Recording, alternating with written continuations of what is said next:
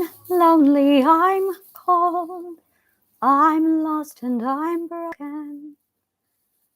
We've been silent for too long. We all have forgotten who we used to be, who we are. We are all sleeping. Inside we are screaming. Outside we are laughing. Inside we are dying. These aren't just words. This is not a song. It's a message I'm giving to all of you. It's a message I've been trying to give to you. Listen to the lyrics, hear the words. They are not mine, they are yours. It's safe to be seen, it's safe to come out now. The monsters are gone.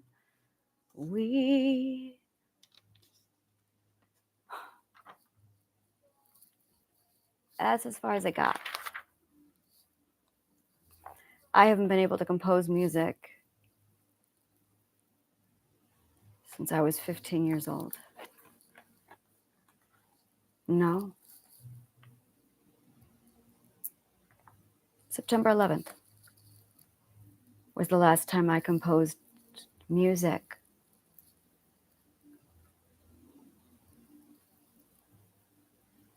I used to be a bard.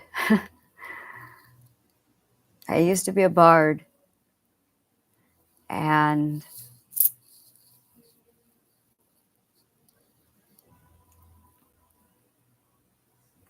I remember who I am now. It came to me so beautifully clearly. And I'd wondered this before, and I felt it before.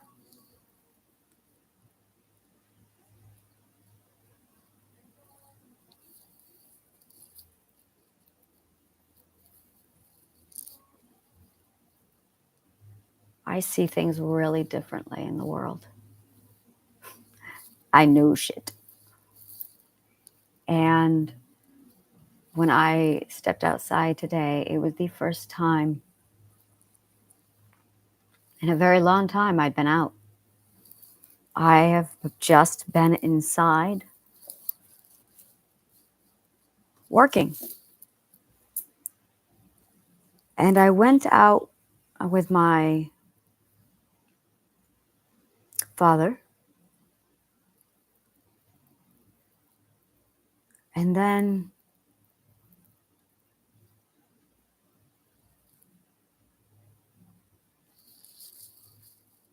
I went today and I could see everybody's subconscious age. I could see every single person's subconscious age. I could see the 2s, I could see the 3s, I could see the 4s, the 5s, the 6s, the 7s. I could tell which ones were aggressives. Aggressive's not the right word. I could tell which ones were the controllers, the passives. I could see all of it. Just in the way they dressed, the way they entertained themselves. It was amazing to see. And I suddenly had the urge to want to talk to every one of them. I had a severe pang where I just wanted to connect with all of them. We're batteries. We seek to connect quite literally. And when we're not connected, It hurts. Can you imagine if we lived like the Borg? How much it would hurt them if they weren't connected?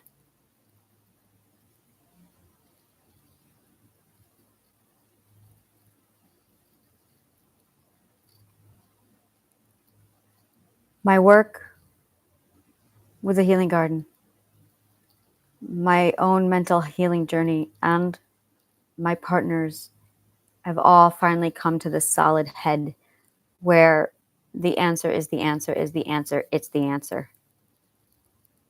And I've been doing this long enough to go, oh, that's the answer. We need to connect again. We need to connect. We need to connect. That's what hurts. We're not connected. And we're batteries. We're supposed to be grounded. We're all supposed to be grounded. Think electricity right now. We're supposed to be grounded, but we're not. What happens if a current isn't grounded? What happens if a current isn't grounded? What happens if a current isn't grounded? What happens? You know exactly what happens. We are all grounding rods, and we're supposed to be connected. And I saw the first religion, and I went, there it is! There it is! And all the other religions are just retellings of this one. There's all these different versions. Try this. 9/11 happened. Everyone has a story. I want you to just pause for a minute and I'm sorry. Remember that day. It's September 9th. Still no triggers. Remember that day. Now, I want you to do something. Where were you? Because the story that you are thinking about for your 9/11 experience, wherever you were, how similar and different was that to New York City? That is the way perspectives are. That is exactly how perspectives are. Well, there was a ground zero that took place. And all the religions and myths became a retelling of the same event, all from their different perspective. But one religion was ground zero.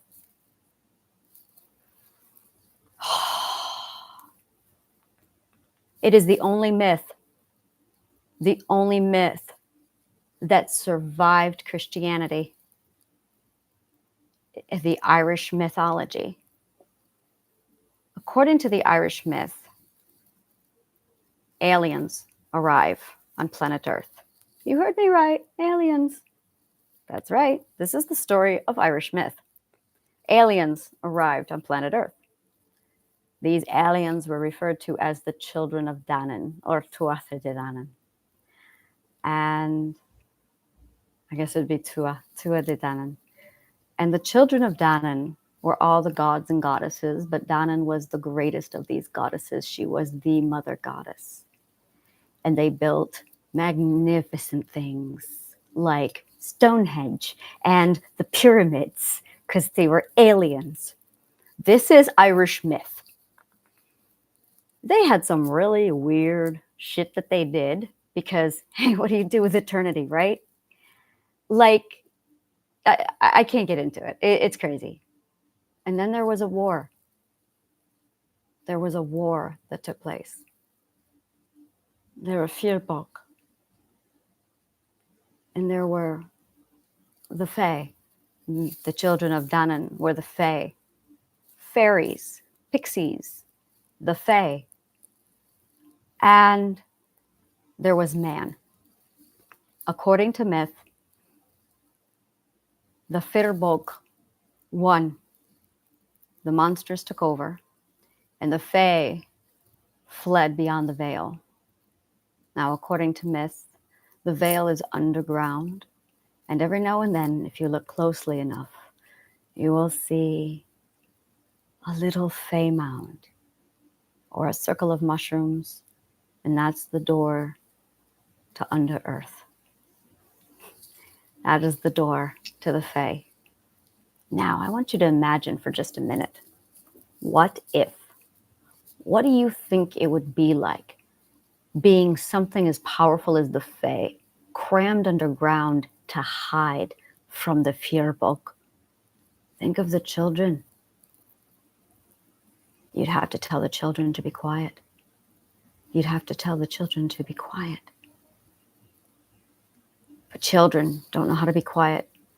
And they are the Fae, so they'd be throwing their magic all over the place. How do you keep that quiet? You silence the children.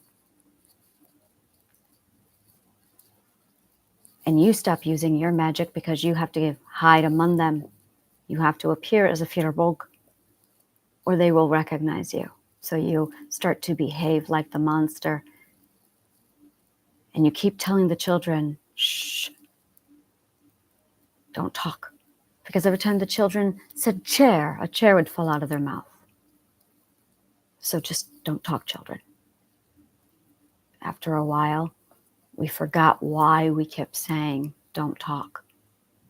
And after a longer while, we forgot why we were so adamant to shut down our children, as if the children have the secret and the children can't remember, and we can't keep the children under control because if we don't, they'll find us. And then time passed and the Feuerbach died, and we don't know it. Because we all look like the Feuerbach. Because we're all walking around manifesting what we're living in. And we have forgotten who we are. So what if we really do have the power of manifestation, what if we are gods who think we are men? Now, men don't have magic. No, they don't, do they? Or so we think, because we're the Fae, remember? And we've been watching Man and Feuerbach. And it looks like everyone's gone and it's just us now. And all we did was blend in. But the Fae can manifest anything. All they have to do is believe it. So if you believe you're a man when you're really a Fae, what do you think that magic will do to your body over time? Condensing all of that magic, well, it would rip our cells apart, wouldn't it? It would make us old. It would kill us eventually. Maybe we can hold that magic inside of us for what, 65 years? 75 years? How long do you think you can hold the magic before it kills you? Maybe that's why we're dying. And the sooner we remember that we're gods, the sooner we wake up, the sooner we'll realize that we're not human beings trying to manifest, the sooner we will remember who we are, that we are the Fae. And it's safe to come out now. That when you reach for the power of manifestation, you're actually doing an inward journey into the God self. And that when you get to the 10th stage of healing, you get to get your God self back. And a lot of people are remembering we are further than we've ever gotten before. There's people who are still at the 2nd stage of growth. The 2nd stage, it's not healing. Healing and growth are the same thing. Healing and growth are the same thing. Because gods don't need to heal. Healing and growth is the same thing. So when you are growing through the authenticity, the stages of authenticity, what you are really doing is remembering at all the different layers who you are. and I remembered who I am. I am an oracle. I am a psychic. A real one. And it was very obvious by the time I was 8 years old what I could do. And it scared my brother so much that he beat the fuck out of me. And he beat me so hard, so often, that I lost all my memory. I could not remember that I was an oracle. But when you cram that much power inside an oracle and then completely take away her memory, weird shit fucking happens. And the more I healed, the more I realized, wow, the more I remembered. And I started to notice after a while that, get this, are you ready for this? Healing is remembering. Healing is remembering. It's remembering. It's remembering. That's why our memories are so terrible. It's because we're not healed. When you heal, you remember. It's so beautiful. And I keep having things that I remember. But I healed so much because I am so good at healing that I ended up really super healing me. And I ended up waking up other parts of me that, yeah. So the big picture, when you sit down and say, I'm going to heal, there's this lifetime. And you guys talk about this. I hear this a lot out there. There's generational healing. Guys, go bigger, go bigger. You're healing in this way, not out this way. You're healing in this way because inside of you is the purest form of your God self. Manifestation is just one of our powers, just one of our powers. I need you all to start manifesting our own healing. I need you to start manifesting that we all remember and understand. We all have forgotten. We need to remember and we need to understand. That's all it is. That's the secret. You must remember and you must understand. And the more you understand, the more you can remember. That's it. That's healing. That's all you're doing. But you're battling fear. You're battling fear. But you got to remember. That's it. That's the secret with psychology. You've got to understand and you've got to remember. And you're going to get afraid to remember. You're going to be afraid. That's what honesty is. Honesty is remembering. That's what honesty is.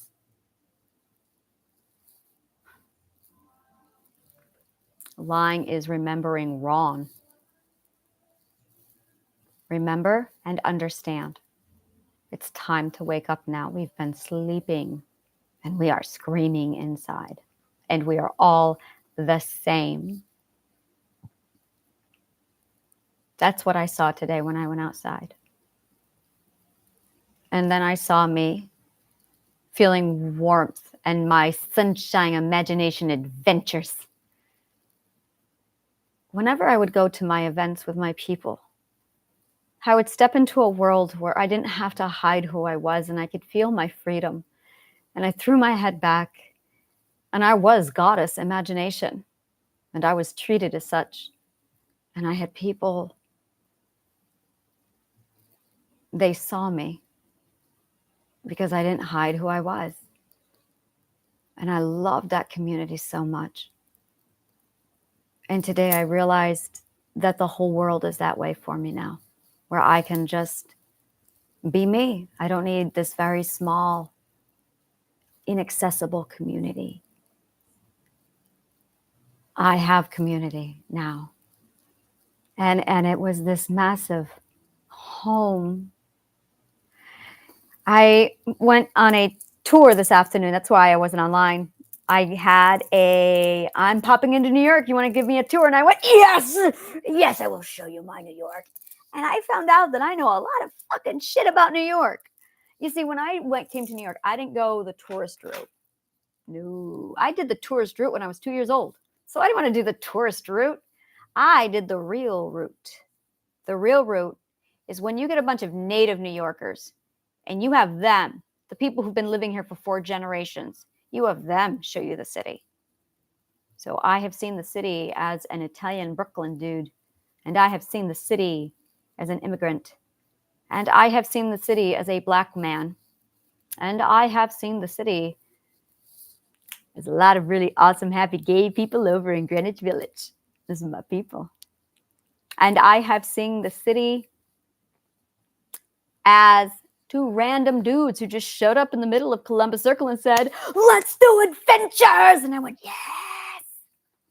And I saw the city as millionaires and billionaires see it, as doctors and surgeons and Italians and Egyptians and everybody you can imagine. They showed me New York as they saw New York. So I got all the perspectives. All the perspectives. And I got to see things in New York that no one fucking knows about. But I do. It's all crammed in my brain. So I'm sitting there taking these two people. We get high. And I'm like, all right, what are you going to do? What do you want to explore? Who do you want to be when you're here? Because you can be anyone you want. It's Halloween all the time in New York City. It's Halloween all the time in New York City, people. And they wanted to see the people. They're like, what? And they were confused. And I said, let me tell you something. You remember when you were in school and there was those kids who were beat up because they liked Dungeons and Dragons? And he's like, yeah. I said, let me tell you something. And I pointed at the Statue of Liberty out there and I said, some person in France a few years ago, 100 years ago, decided to put a statue in the middle of the city's harbor and say, bring me all of your unwanted people. Bring me your black sheep. And every black sheep in the world went, that's me. I'm without a home. It literally says, give me you're tired, you're homeless, you're forgotten, you're broken, your tempest tossed. It's like a huge beacon going off in the middle of the city saying, hey, all of you people who've been abandoned and abused because you're nonconformists, come to New York. So naturally, all of the rejects, like me, saw this statue beckoning them. Then yeah, I lived as a reject. I lived nameless.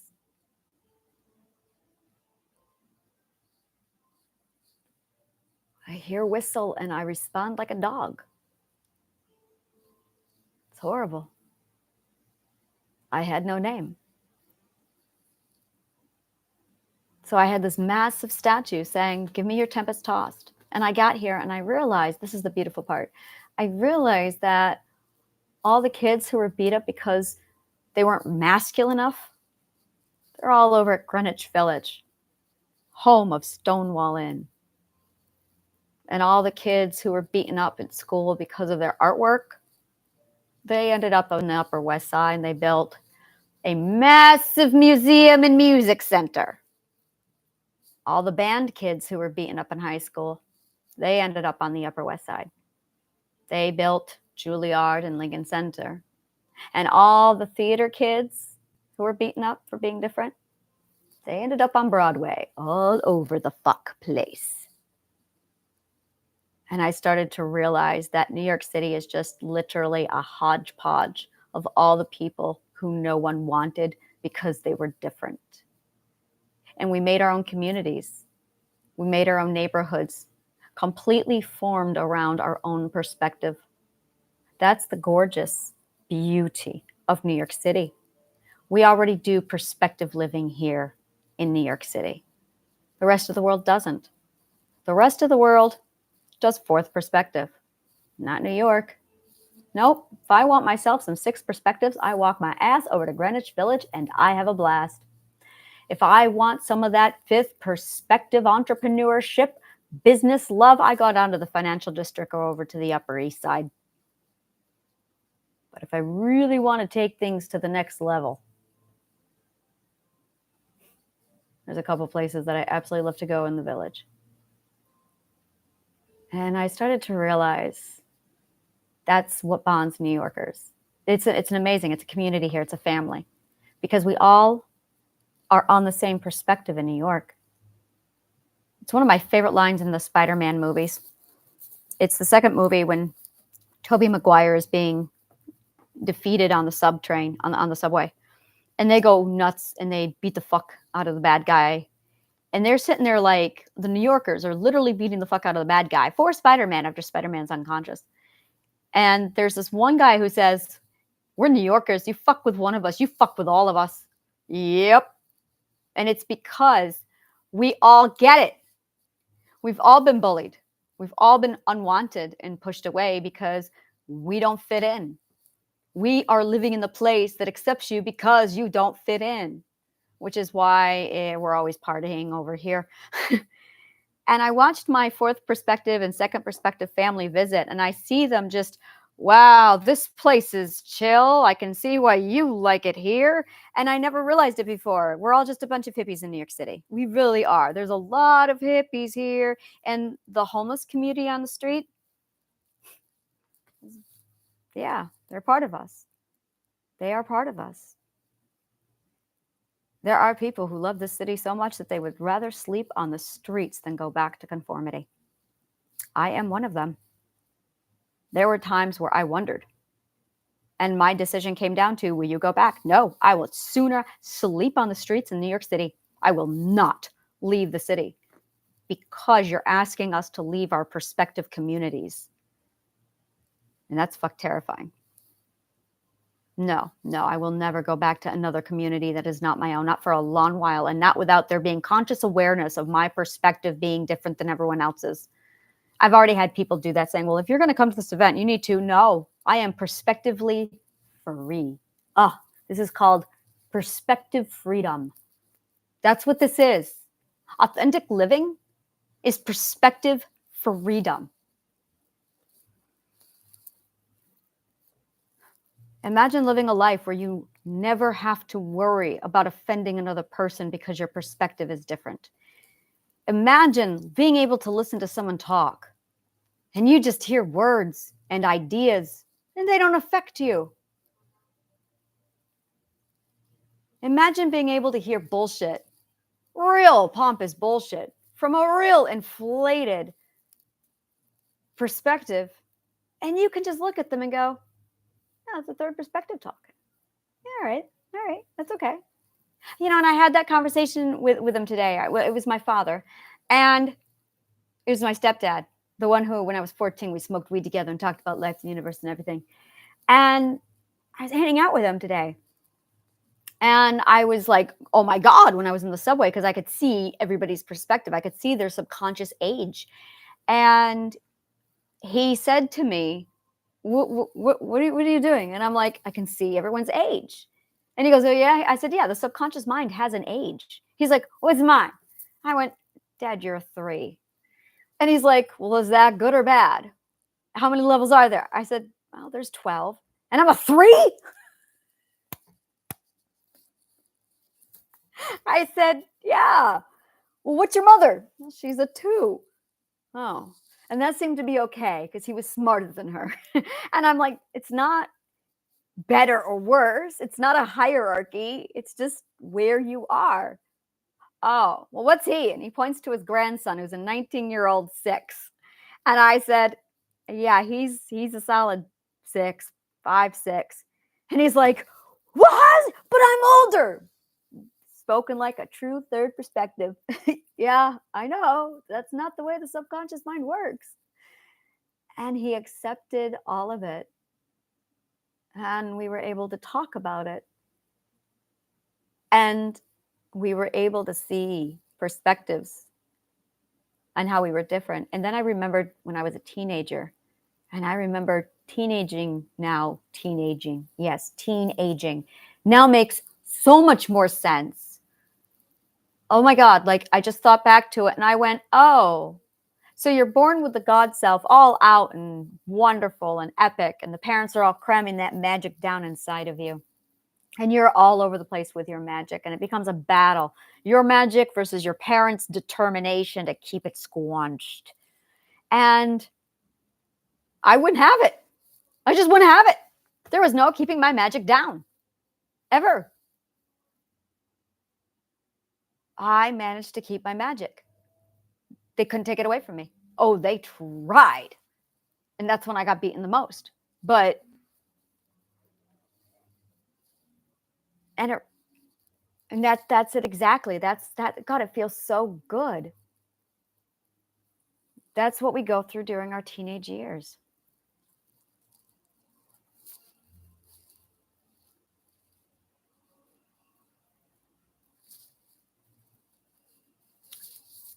It's just this massive time period of refusing to let go of the magic until you just can't hold on to it anymore.